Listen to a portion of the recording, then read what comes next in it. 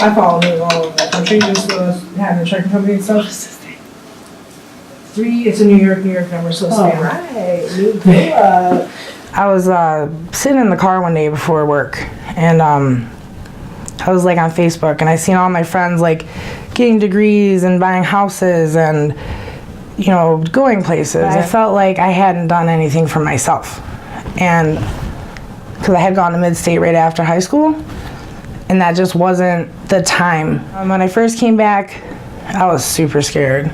I was a failure my first time, and now here I am. My life had taken me so many different places that I never wanted to feel the way I felt the first time I failed at Med-State. I took my first test. I was the last person out the room, and I was like, do you mind if we just grade it real quick, you know? He's like, yeah, we can do that, and I got 100, and that made me feel, I never felt like that before. I felt so good about myself because I tried so hard, and I wanted to feel like that again, and over and over and over, and I wanted to feel like that all the time. I had a class with Brian Bartel. The first day of class, I sat in, I like to sit next to the door for some reason, and a lady came in late, and she was like, you're in my spot. And she sat behind me, and she complained the entire time. Under her breath, I heard her just complaining, and I'm like sitting there thinking to myself, like, man, she's like freaking out over a chair, you know, like really? She started struggling, and I didn't realize that she had a disability. She's visually impaired, and I was like, Brian, would you care, like, if I helped her? He's like, have you ever considered tutoring? It's not that I so much teach her things. I'm her eyes. I just do the things that she's unable to do.